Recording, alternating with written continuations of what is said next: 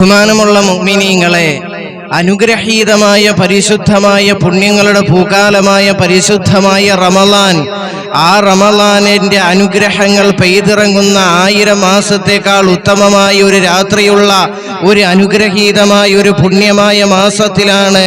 ആ ഒരു മാസത്തെ പ്രതീക്ഷിച്ചുകൊണ്ട് അതിൻ്റെ ആഗമനത്തെ നമ്മൾ പ്രതീക്ഷിച്ചു കൊണ്ടിരിക്കുന്ന ഒരു വേളയിലാണ് നാം ഇവിടെ ഒരുമിച്ച് കൂടിയിരിക്കുന്നതെങ്കിൽ, അതിൻ്റെ സമാഗത നമ്മൾ കാത്തിരിക്കുകയാണെങ്കിൽ, ഈ മാസം എൻ്റെ പ്രിയപ്പെട്ടവരെ നാം മനസ്സിലാക്കണം, ആ അനുഗ്രഹീതമായ പരിശുദ്ധമായ റമളാൻ മാസമുണ്ടല്ലോ, ആ മാസത്തിലെ വിശ്വാസികൾ ഔദാര്യത്തിന്റെ കാറ്റായി വീശേണ്ട ഒരു മാസമാണ് പരിശുദ്ധമായ റമളാൻ. അതുകൊണ്ട് തന്നെയാണ് ആദരവാകുന്ന പ്രവാചകൻ നബി മുഹമ്മദ് മുസ്തഫ സല്ലല്ലാഹു അലൈഹി വസല്ലമ തങ്ങൾ അവിടുന്ന് പറയുകയാ, ഏതൊരു മനുഷ്യനാണോ, ഏതൊരു വ്യക്തിയാകട്ടെ, അവൻ അനുഗ്രഹീതമായ പരിശുദ്ധമായ റമളാൻ മാസത്തിലുണ്ടല്ലോ, ആ മാസത്തിൽ ഏതെങ്കിലും ഒരുവനുണ്ടല്ലോ ദാനധർമ്മം ചെയ്താൽ, ഒരു പാവപ്പെട്ട മനുഷ്യനെ അല്ലെങ്കിൽ ഒരു ജീവിതത്തിലുണ്ടല്ലോ ആർക്കെങ്കിലും നിങ്ങൾ സാന്ത്വനമായി കഴിഞ്ഞാൽ, അവർക്ക് അല്ലാഹു സുബ്ഹാനഹു വ തആല നൽകുന്ന പ്രതിഫലം എന്തെന്നറിയുമോ? അല്ലാഹുവിന്റെ പ്രവാചകൻ അവിടുന്ന് പറയുകയാ, ഏതൊരു മനുഷ്യനാണോ ഒരു മനുഷ്യന്റെ നോമ്പ് നിങ്ങൾ മുറിപ്പിച്ചാൽ, അവന് എന്റെ ഹൗലിൽ നിന്ന് ഹൗലുൽ കൗസർ ഞാൻ നൽകുമെന്ന് ആദരവാകുന്ന പ്രവാചകൻ നബി മുഹമ്മദ് മുസ്തഫ സല്ലല്ലാഹു അലൈഹി വസല്ലമ തങ്ങൾ അവിടുന്ന് പറയുകയാ. അതുകൊണ്ട് നാം മനസ്സിലാക്കണം, ഈ അനുഗ്രഹീതമായ പരിശുദ്ധമായ ഈ ഒരു റമളാൻ മാസത്തിന്റെ മഹത്വം മുഅ്മിനീങ്ങളെ നാം മനസ്സിലാക്കണം. ഇത് ചെറിയതൊന്നുമല്ല. ഈ അനുഗ്രഹീതമായ പരിശുദ്ധമായ റമളാൻ എന്നത് ഇത് ചെറിയ നിസ്സാരതയോടെ നാം കാണണ്ട ഒരു മാസമല്ല മുഅ്മിനീങ്ങളെ പരിശുദ്ധമായ റമളാൻ മാസം. കാരണം എന്തെന്നറിയുമോ? അനുഗ്രഹീതമായ പരിശുദ്ധമായ ശഅബാനിന്റെ അവസാന സമയത്ത് ആദരമാകുന്ന പ്രവാചകൻ നബി മുഹമ്മദ് മുസ്തഫ സല്ലല്ലാഹു അലൈഹി വസല്ലമ തങ്ങൾ അവിടുന്ന് പറയുകയാ, ആ പരിശുദ്ധമായ ശഅബാൻ മാസമുണ്ടല്ലോ, റമളാനു ശഹ്റു ഉമ്മത്തി,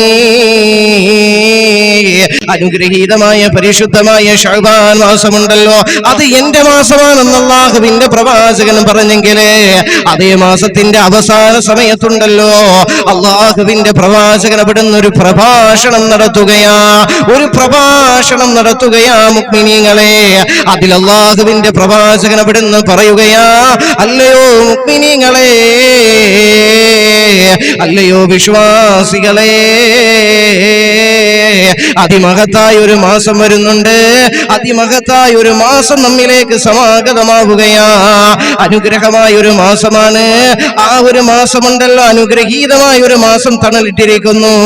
അത് അനുഗ്രഹീതമായ ഒരു മാസമാണ്. 1000 മാസത്തേക്കാൾ ഉത്തമമായ ഒരു രാത്രിയുള്ള ഒരു മാസമാണെന്ന് അല്ലാഹുവിന്റെ പ്രവാചകൻ അവിടുന്ന് പറയുമ്പോ, അതേത് മാസത്തെ കുറിച്ചാണ് ശഅബാനിന്റെ അവസാന സമയത്ത് പ്രഭാഷണം നടത്തിയപ്പോ ഏത് മാസത്തെ കുറിച്ചാണ് ആ പ്രഭാഷണത്തിലൂടെ അല്ലാഹുവിന്റെ റസൂൽ സൂചിപ്പിച്ചതെന്നറിയുമോ? അത് വേറൊരു മാസമല്ല പ്രിയമുള്ളവരെ, പുണ്യങ്ങളുടെ പൂക്കാലമായ അനുഗ്രഹീതമായ പരിശുദ്ധമായ റമളാൻ ഉണ്ടല്ലോ, റമളാനു ശഹ്റു ഉമ്മത്തി, ഈ റമളാനിന്റെ ഉമ്മത്തീങ്ങളുടെ മാസമാണെന്ന് അല്ലാഹുവിന്റെ പ്രവാചകൻ പറഞ്ഞ അനുഗ്രഹീതമായ പരിശുദ്ധമായ റമളാൻ മാസമാണ് മുസ്ലിമേ. എന്നാൽ ആ നോമ്പിനെ കുറിച്ച് അല്ലാഹുവിന്റെ വിശുദ്ധമായ ഖുർആൻ അവിടുന്ന് പറഞ്ഞത് എന്തെന്നറിയുമോ? മറന്നു പോകല്ലേ മുസ്ലിമേ, അല്ലാഹുവിന്റെ വിശുദ്ധമായ ഖുർആൻ അവിടുന്ന് പറയുകയാ, ബിസ്മില്ലാഹിർ റഹ്മാനിർ റഹീം, യാ അയ്യുഹല്ലദീന ആമനൂ كتب عليكم الصيام كما كتب على الذين من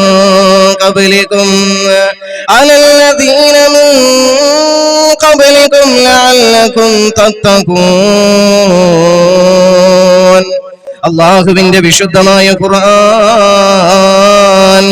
ആ ഖുർആനിലൂടെ അള്ളാഹു സുബ്ഹാനഹു വ തആല നോമ്പിനെ കുറിച്ച് അവിടുന്ന് പറഞ്ഞത് എന്താണെന്നറിയുമോ? യാ അയ്യുഹല്ലദീന ആമനൂ, അല്ലയോ സത്യവിശ്വാസികളെ, കുതിബ അലൈക്കുമുസ് സിയാം കമാ കുതിബ അലല്ലദീന മിൻ ഖബലികും, നിങ്ങളുടെ മുൻഗാമികളായ ആളുകളുടെ മേലെ എങ്ങനെയാണോ പരിശുദ്ധമായ റമളാൻ നോമ്പ് നാം നിർബന്ധമാക്കിയിരിക്കുന്നത്, നിങ്ങളുടെ മുൻഗാമികളായ ആളുകളുടെ മേലെ നാം നോമ്പ് നിർബന്ധമാക്കിയതുപോലെ നിങ്ങളുടെ മേലും നാം ഇതാ നോമ്പ് നിർബന്ധമാക്കിയിരിക്കുന്നുവെന്ന് അള്ളാഹുവിന്റെ വിശുദ്ധമായ ഖുർആൻ അവിടുന്ന് പറയുമ്പോ, മുഅ്മിനീങ്ങളെ എന്തിനാണ് അല്ലാഹു സുബ്ഹാനഹു വ തആല നമ്മുടെ മേൽ നോമ്പ് നിർബന്ധമാക്കിയത്? എന്തിനാണെന്നറിയുമോ? അള്ളാഹുവിന്റെ വിശുദ്ധമായ ഖുർആൻ ഇവിടുന്ന് പറയുകയാ, ലഅല്ലകും തത്തഖൂൻ, നിങ്ങൾ തഖ്വയുള്ളവരായി മാറുന്നതിന് വേണ്ടിയാ, നിങ്ങളിൽ തഖ്വയുണ്ടാക്കിയെടുക്കാനാണ്, അള്ളാഹുവിനോടുള്ള ഭയഭക്തി ഉണ്ടാക്കിയെടുക്കാനാണ് അല്ലാഹു സുബ്ഹാനഹു വ തആല അനുഗ്രഹീതമായ പരിശുദ്ധമായ നോമ്പ് അള്ളാഹു നമ്മുടെ മേൽ നിർബന്ധമാക്കിയിരിക്കുന്നത്. എന്നാൽ മുഅ്മിനീങ്ങളെ ഈ നോമ്പ് പിടിക്കുന്നവർക്ക് അള്ളാഹു സുബ്ഹാനഹു വ തആല നൽകുന്ന അനുഗ്രഹം എന്തെന്നറിയുമോ? ഒരു കണ്ണുകൾ കൊണ്ടും കണ്ടിട്ടില്ലാത്ത, ഒരു ഹൃദയം കൊണ്ട് ചിന്തിക്കാൻ പോലും കഴിയാത്ത അനുഗ്രഹങ്ങളുടെ പറുദീസയായ